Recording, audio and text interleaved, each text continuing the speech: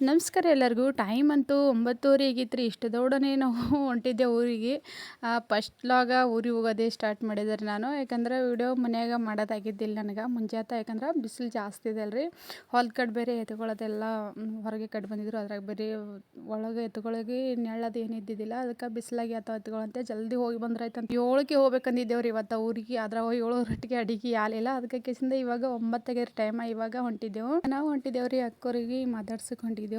ಮನೆನೇ ಹೋಗ್ಬೇಕು ಅನ್ಕೊಂಡಿದ್ದ, ಆದ್ರೆ ಹೋಗೋದಾಗಿದ್ದಿಲ್ರಿ. ಅದಕ್ಕೆ ಕಿಚನ್ದ ಇವತ್ತು ಗಾಡಿ ಮೇಲೆ ಹೋಗಿ ಬಂದ್ರೈತದ ಅಂತೇಳಿ ಬಸ್ಸಿಗೆ ಹೋದ್ರೆ ಒಂದಿನನೇ ತಿಂತದ್ರಿ. ಹೋಗಿ ಬರ್ಬೇಕಾದ್ರೆ ಇಲ್ಲಿದ್ದು ಹೋಗಿ ಮತ್ತು ರಿಪೀಟ್ ಬರಬೇಕಾದ್ರೆ ಭಾಳ ಲೇಟ್ ಆತ ಅಂತೇಳಿ ಕಿಸಿಂದ ಅದಕ್ಕಾಗಿ ಜಲ್ದಿ ಹೋಗಿ ಗಾಡಿ ಮೇಲೆ ಬಂದ್ರೈತೆ ಅಂತೇಳಿ ಕಿಸಿಂದ ಹೊಂಟಿದ್ದೆವು. ನಾವು ಹಿಂಗೆ ನಡಬರ್ಕಿಂದ ಪಟ್ನಾ ಮೇಗಿಂದ ಹೋಗಿ ಬಂದ್ರೈತೆ, ಜಲ್ದಿ ಹೋಗಿ ಬರ್ತೀವಿ ಅಂತೇಳಿ ಹೊಂಟಿದ್ದೇವ್ರಿ. ಮನೆ ಕಬಾತ ಟೈಮಿಗೆ ನಾನು ಹಾಕಿರೋಂಥ ವಿಡಿಯೋಕ್ಕೆ ಕಮೆಂಟ್ ಕೂಡ ಬಂದಿದ್ರಿ. ಅಷ್ಟು ಕೆಲಸ ಬಿಟ್ಟು ಮೊದಲು ಹೋಗಿ ಬರ್ಬೇಕಂತ ಹೇಳ್ಕೇಸಿಂದ ನಾನು ಹೋಗಿ ಬಂದಿದ್ರಿ. ಅದರ ಈ ವಿಡಿಯೋನ ಜಲ್ದಿ ನಾನು ಅಪ್ಲೋಡ್ ಮಾಡೋದಾಗಿದ್ದಿಲ್ಲ ರೀ. ಈ ಕಡೆಂತೂ ಟೈಮಿಗೆ ವಿಡಿಯೋ ಅಂತೂ ಹಾಕ್ಲತ್ತಿದ್ದಿಲ್ಲ ನಾನು. ಟೈಮ್ 9ಕ್ಕೆ ವಿಡಿಯೋ ಹಾಕೋಂಥ ಟೈಮ್ ಅದರ ನಂದು. 9 ಬಿಟ್ಟು 8 12ಕ್ಕೆ 1ಕ್ಕೆ 2ಕ್ಕೆ ಈ ಥರ ವಿಡಿಯೋ ಹಾಕ್ಲತ್ತೀನಿ. ಅದಕ್ಕೆ ಕೇಸಿಂದ ನೀನು ಕೂಡ ಹಾಕ್ಬೇಕಂದ್ರೆ ನೀನು ಬೇರೆ ಲಾಗ್ನೇ ಹಾಕಿದ್ರಿ. ಈ ಲಾಗ 2-3 ದಿನ ಆಯಿತು ಇದು ಮಾಡಿಟ್ಟು. ಆದರೆ ನನಗೆ ವಿಡಿಯೋನ ಯೂಟ್ಯೂಬಿಗೆ ಶೇರ್ ಮಾಡೋದಾಗಿದ್ದಿಲ್ಲ. ಅದಕ್ಕೆ ಕೇಸಿಂದ ಇವತ್ತು ಶೇರ್ ಮಾಡತ್ತೀನಿ ರೀ. ಹೋಗಿ ಮತ್ತು ರಿಪೀಟ್ ಬರ್ಬೇಕು ನಾವು ಜಲ್ದಿನೇ. ಇವಾಗ ಗಣಗಪುರ ಬಂದಿದ್ದೇವೆ ರೀ. ಗಣಗಪುರ್ಲಿಂತ ಮತ್ತು ಒಂದು ಸ್ವಲ್ಪ ದೂರನೇ ಆಗ್ತಾರೆ. ಗಾಡಿ ಮೇಲೆ ಹೋಗ್ಬೇಕಾದ್ರೂ ಹಿಂಗೆ ಸ್ವಲ್ಪ ನಡ್ಬರ್ಕಿಂದ ಬಂದೇವಂದ್ರೆ ಇನ್ನೂ ಒಂದು ಸ್ವಲ್ಪ ಸನಿ ಆಗ್ತದೆ. ಇಲ್ಲಾಂದ್ರೆ ಡೈರೆಕ್ಟಾಗಿ ನಾವು ಗೊಬ್ಬರ ಮತ್ತು ಗುಲ್ಬರ್ಗ ಹೋದೆವಂದ್ರೆ ಭಾಳಷ್ಟು ದೂರ ಆಗ್ತದೆ ರೀ ಗಾಡಿ ಮೇಲೆ ಹೋಗ್ಬೇಕಾದ್ರೆ. ಹಿಂಗೆ ನಡ್ಬರ್ಕಿಂದ ಬಂದ್ರೆ ಏನು ಅಷ್ಟೇನು ದೂರ ಅನ್ಸಂಗಿಲ್ಲ. ಪಟ್ನಾ ಮೇಗಿಂದು ಜಲ್ದಿನೇ ಹೋಗ್ತಾ ಅಂದ್ರೂ ಒಂದು 1.5 ಗಂಟೆ ಹೋಗ್ತದೆ ಗಾಡಿ, ಅಷ್ಟೇ ಮೀಡಿಯಮ್ದಾಗ ಹೋದ್ರೂ. ಅದಕ್ಕೆ ಕೆಸಿಂದ ಹೋಗಿ ನಾವು ಒಂದು 12-1 ಮತ್ತೆ ರಿಪೀಟ್ ಜಲ್ದಿ ಬರಬೇಕಾಗಿತ್ತು ರೀ. ಯಾಕಂದ್ರೆ ಹೊಲದ ಕಡೆ ಜಾಸ್ತಿ ಕೆಲಸ ಆಯಿತು. ನಿನ್ನೆಲ್ಲ ಕಬ್ಬಚ್ಚಿ ಬಂದಿದ್ದೇವಲ್ರಿ, ಅದಕ್ಕೆ ನೀರದು ಏನು ಹಾಕಿದ್ದಿಲ್ಲ. ಅದ್ರಾಗ ಬೇರೆ ಮಳೆ ಅಂತೂ ಹೊಂಟಿದ್ದಿಲ್ಲ ರೀ. ಲೈಟ ಸರಿಯಾಗಿ ಇದ್ದಿದ್ದಿಲ್ಲ ನೀರು ಉಣ್ಸಕ್ಕೆ. ಟೈಮ್ ಬಿಟ್ಟು ಟೈಮ್ ಲೈಟ್ ಹೊಂಟಿವು. ಅದಕ್ಕೆ ಕೇಸಿಂದ ಒಬ್ಬೇಕನೇ ಹೋಗಿ ಬಾ ಅಂತ ಹೇಳಿದ್ರು ಅವರು. ಹೋಗಿ ಬರ್ಬೇಕಾದ್ರೆ ಮತ್ತು ಬಸ್ಸಿಗೆ ಹೋಗಿ ಬರ್ಬೇಕಾದ್ರೆ ಸನಿ ಇಲ್ಲೇ ಇದ್ರೆ ಹ್ಯಾಂಗರೇ ರೀ. ಆದ್ರೆ ಬಸ್ಸಿಗೆ ಹೋದ್ರೆ ಟೈಮೇ ಸಿಗಲಿಲ್ಲ ರೀ ಹೊಳ್ಳಿ ಬರ್ಬೇಕಾದ್ರೆ. ಅದಕ್ಕೆ ಕೇಸಿಂದ ಜಲ್ದಿ ಹೋಗಿ ಜಲ್ದಿ ಬಂದ್ರಾಯ್ತು ಅಂತ ಕೇಸಿಂದ ಗಾಡಿ ಮೇಲೆ ಹೊಂಟಿದ್ದೆವು. ಹುಡುಗರಿಗೆ ಅದು ಯಾರಿಗೆ ತಂದಿದ್ದಿಲ್ಲ ರೀ. ಜಟ್ಟುಗಾಲಿ ಗೌಡುಗಾಲಿ ಯಾರಿಗೆ ತಂದಿದ್ದಿಲ್ಲ. ಅವರು ಸಾಲಿಗೆ ಹೋಗಿದ್ರು ಎಲ್ಲರೂ.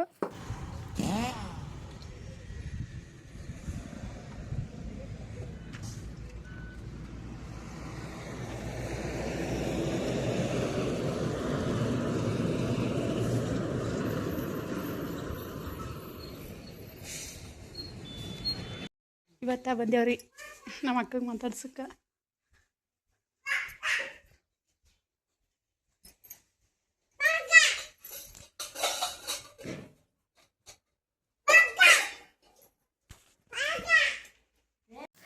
ಇವಾಗ ಬಂದೇವ್ರಿ ಊರಿಗಂತೂ. ಬಂದ ಒಂದು ಅರ್ಧ ಗಂಟೆ ಆಯ್ತು ರೀ. ಈಗ ಮತ್ತೆ ಲಾಗ್ ಸ್ಟಾರ್ಟ್ ಮಾಡತ್ತಿದ.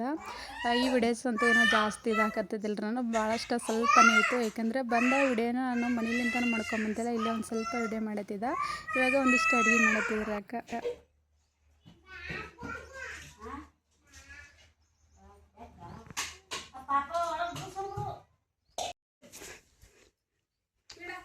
ಸಮೃದ್ಧಿ ಹಂಗವ ತಟ್ಟ ಹಾಯ್ ಮಾಡಿ. ಹಾಯ್. ಇವಾಗ ಬಂದಿದ್ದೇವೆ ನಾವು ಊರಿಗೆ. ಗಾಡಿ ಮೇಲೆ ಬಂದರೆ ಹೋಗ್ಬೇಕು ಮತ್ತೀಗ. ಅಲ್ಲಿಗೂ 10:30 ಗಂಟೆ ಗಾಡಿ.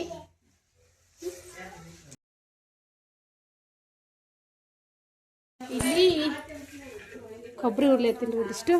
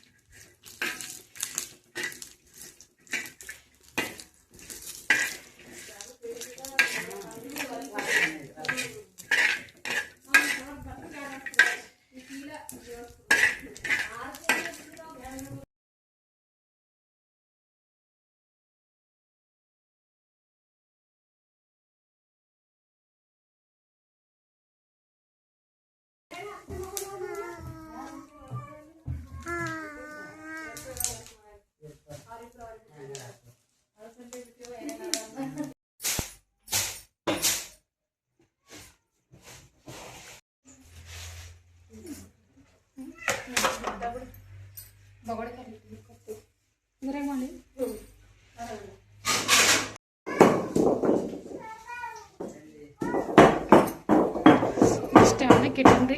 ಹಾಕಿಟ್ಟು ಒಂದು ಸ್ವಲ್ಪ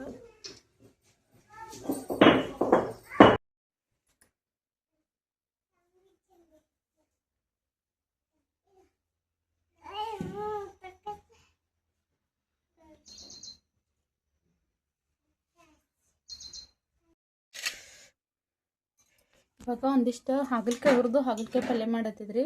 ಹಾಗಲಕಾಯಿ ಒಂದೇ ತೊಗೊಂಡಿದ್ರೆ ನಾನು, ದಪ್ಪ ಬಾಳಿತ್ತು.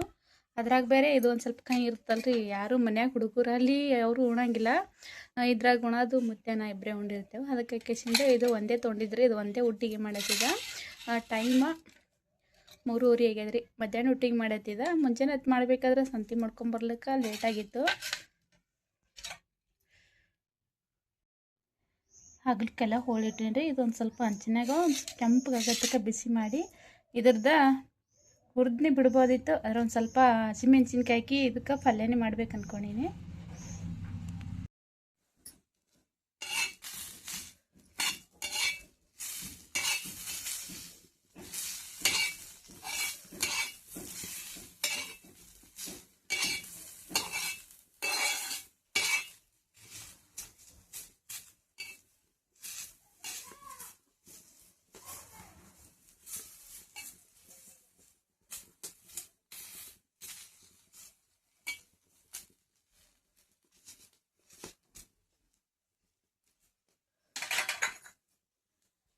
ಒಂದು ಸ್ವಲ್ಪ ಅನ್ನ ಜಾಸ್ತಿ ಮಾಡಿದ್ರಿ. ಇದು ರೇಷನ್ ಅಕ್ಕಿದು ಅನ್ನ ಇತ್ತು. ಹಾಗಾಗಿ ಕಿಶಿಂದ ಅನ್ನ ಎಲ್ಲ ಮಿಕ್ಚರ್ಗೆ ಹಾಕಿನಿ. ಮಿಕ್ಚರ್ಗೆ ಹಾಕಿ ಇದಕ್ಕೆ ಕಡ್ಲೆ ಹಿಟ್ಟು ಮಿಕ್ಸ್ ಮಾಡತ್ತೇನೆ ರೀ. ಕಡ್ಲೆ ಹಿಟ್ಟು ಮಿಕ್ಸ್ ಮಾಡಿ ಒಂದು ಸ್ವಲ್ಪ ರವೆ ಮಿಕ್ಸ್ ಮಾಡ್ಬೇಕು. ಇದಕ್ಕೆ ಜಾಸ್ತಿ ಏನು ಬೇಡ, ರವೆ ಸ್ವಲ್ಪ ಹಾಕಿದ್ರೆ ನಡೀತವ.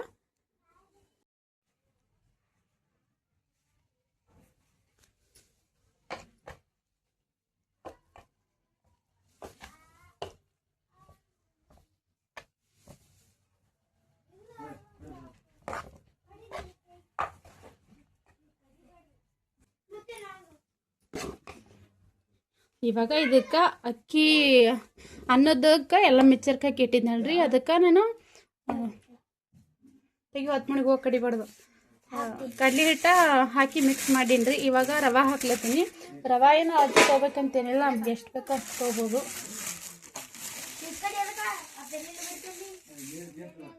ಒಂದು 2 ಕಪ್ಪಿನಷ್ಟು ರವೆ ಹಾಕೊಂಡಿಲ್ಲ.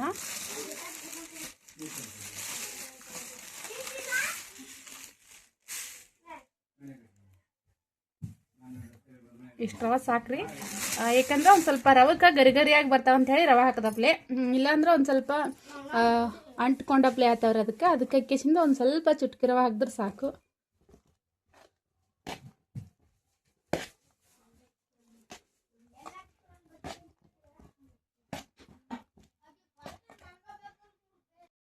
ಇಲ್ಲಿ ದೋಸೆಗೆ ಹಿಟ್ಟು ರೆಡಿ ಮಾಡೀನಿ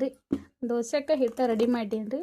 ಇದೊಂದು ಸ್ವಲ್ಪ ಒಂದು ಅರ್ಧ ಗಂಟೆ ನೆಂದಿಕ್ಬಿಟ್ಟು ಆಮೇಲೆ ದೋಸೆ ಹಾಕಿಬಿಟ್ಟು ಅಟ್ಟೊಟ್ಟಿಗೆ ದೋಸೆಗೆ ಒಂದು ಸ್ವಲ್ಪ ಚಟ್ನಿ ರೆಡಿ ಮಾಡಿಕೊಂಡು ಅಟ್ಟೊಟ್ಟಿಗೆ ದೋಸೆ ಹಿಟ್ಟು ಒಂದು ಸ್ವಲ್ಪ ನೆನ್ಬಿಡ್ತದ್ರಿ. ಆಮೇಲೆ ದೋಸೆ ಮಾಡ್ತಾಯಿತ್ತು ಅಂತೇಳಿ ಒಂದಿಷ್ಟು ಮುಚ್ಚಿ ಬಿಟ್ಬಿಡ್ತೀನಿ. ಒಂದು 10 ನಿಮಿಷ, ಅರ್ಧ ಗಂಟೆ. ಇದಕ್ಕೆ ಚಟ್ನಿ ಮಾಡೋಕೆ, ದೋಸೆದು ಕೂಡ ಚಟ್ನಿ ಮಾಡ್ಲಿಕ್ಕಂತೂ ಒಂದು ಸ್ವಲ್ಪ ಮೆಣಸಿನ್ಕಾಯಿ ಮತ್ತು ಒಂದು ಕಪ್ಪಿನಷ್ಟು ಶೇಂಗದ ಕಾಳು ಹಾಕಿ ಅದ್ರಾಗ ಒಂದು 4 ಬೆಳ್ಳುಳ್ಳಿ ಹಾಕಿ ಹುರ್ಲೆತ್ತಿದ್ರಿ. ಇದು ಒಂದು ಸ್ವಲ್ಪ ಕಡಕ್ಕಾಗಿ ಆಗೋ ತನಕ, ಅಂದ್ರೆ ಮೆಣಸಿನ್ಕಾಯಿ ಒಂದು ಸ್ವಲ್ಪ ಕೆಂಪು ಆಗೋ ತನಕ ಹುರಿದ್ರೆ ಸಾಕು.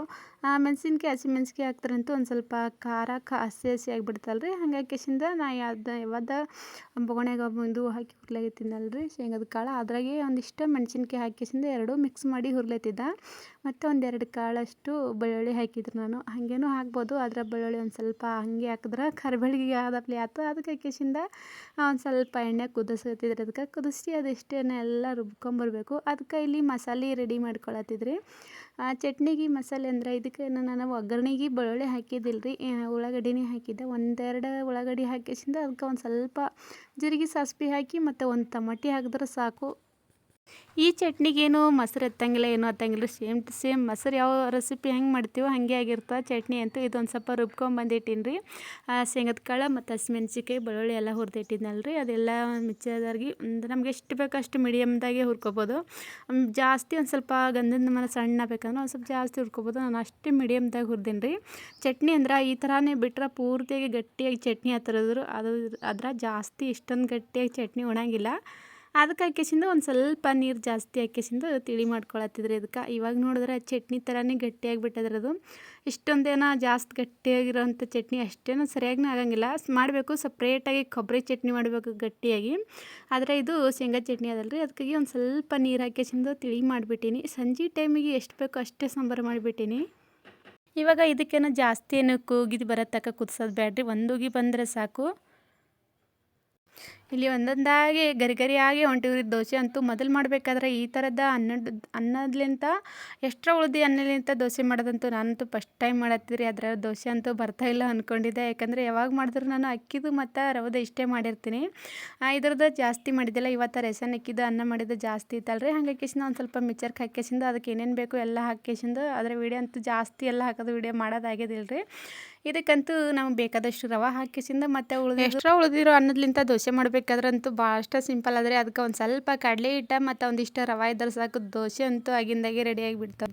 ರವೆ ದೋಸೆ ಮಾಡಬೇಕಾದ್ರೆ ಕಂಪಲ್ಸರಿಯಾಗಿ ಮೊಸರು ಇರ್ಬೇಕ್ರಿ ಅದಕ್ಕೆ. ಆದರೆ ಈ ದೋಸೆಗಂತೂ ಮೊಸರು ಇದ್ರೆ ಭೀ ನಡಿಬೋದು, ಇದ್ದಿಲ್ಲ ಅಂದ್ರೆ ಸ್ಕಿಪ್ ಭೀ ಮಾಡ್ಬೋದು ರೀ. ಇದಕ್ಕೆ ನಾನೇನು ಮೊಸರು ಹಾಕಿಲ್ಲ ಮತ್ತೇನು ಹಾಕಿಲ್ಲ, ಬರೀ ಇಷ್ಟು ಕಡಲೆ ಹಿಟ್ಟು ಮತ್ತು ರವೆ ನಾ ಮಿಕ್ಸರ್ಗೆ ಹಾಕಿಟ್ಟಿದ್ನಲ್ರಿ ಅದಿಷ್ಟೇ ಹಾಕಿ ಮಾಡಿದ್ದೆ. ಮಸ್ತ್ನಾಗ ಬಂದಿದ್ರಿ, ಗರಿಗರಿಯಾಗಿ ಬಂದಿದ್ದು. ನಾವು ಈ ಥರ ರವೆ ದೋಸೆಯಲ್ಲಿ ಅಕ್ಕಿ ದೋಸೆಯಲ್ಲಿ ಯಾವ ಥರ ಮಾಡಿರ್ತೇವೆ ಸೇಮ್ ಟು ಸೇಮ್ ಅದೇ ಥರನೇ ಬಂದೀವ್ರಿ. ಆದರೆ ಅನ್ನ ಅರಿಬೇಕಾದ್ರೆ ಒಂದು ಸ್ವಲ್ಪ ಮಿಕ್ಸರ್ಗೆ ಅದು ಹಾಗೆ ಹಾಕ್ಬೇಕಾದ್ರೆ ಜಾಸ್ತಿ ಸಣ್ಣ ಮಾಡಿಬಿಡಿದ್ರಿ. ಜಾಸ್ತಿ ಸಣ್ಣ ಆದ್ರೆ ಒಂದು ಸ್ವಲ್ಪ ಹಂಚಿಗೆ ಅಂಟ್ಕೊಂಡಪ್ಲೆ ಆಗಿರ್ತಾವೆ. ಒಂದು ಸ್ವಲ್ಪ ಮೆದುವಾಗಿ ರವದ ದಮನ ಇಟ್ಟರೆ ಸಾಕು, ಭಾಳಷ್ಟು ಚಂದ ಬಂದಿರ್ತಾವ್ರಿ. ಇವತ್ತಿನ ವಿಡಿಯೋ ಅಂತೂ ಈ ಥರ ಐತ್ರಿ. ಇದು ಅಂತೂ ಸಾಂಬಾರಂತೂ ಮಸ್ತ್ನಾಗಿ ಬಂದಿದ್ರಿ. ಇದಕ್ಕೇನು ಮೊಸರು ಗಿಸ್ರು ಏನೂ ಹಾಕಿದ್ದಿಲ್ಲ ನಾನು. ಜನಕ್ಕೇನೋ ಇದ್ದಿಲ್ಲ ಅಂದರೆ ಸಿಂಪಲ್ಲಾಗಿ ನಾವು ಅಷ್ಟೇನು ಮಾಡ್ಕೋಬೋದು, ಶೇಂಗಾ ಚಟ್ನಿ ಥರನೇ ಮಾಡ್ಕೋಬೋದು, ಯಾವ ಥರದ್ದೂ ಅಡುಗೆ ಮಾಡ್ಕೋಬೋದು. ಆದರೆ ಇದೇ ಬೇಕು ಅದೇ ಬೇಕು ಅಂತೇಳಿ ಏನಿಲ್ಲ. ಇವಾಗಂತೂ ಸಂಜೆ ಊಟಿಗೆ ದೋಸೆ ಮತ್ತು ಶೇಂಗಾ ಚಟ್ನಿ ರೀ. ಈ ವಿಡಿಯೋನ ಇಲ್ಲಿಗೆ ಎಂಡ್ ಮಾಡ್ಲಾಕತ್ತೀನಿ ರೀ.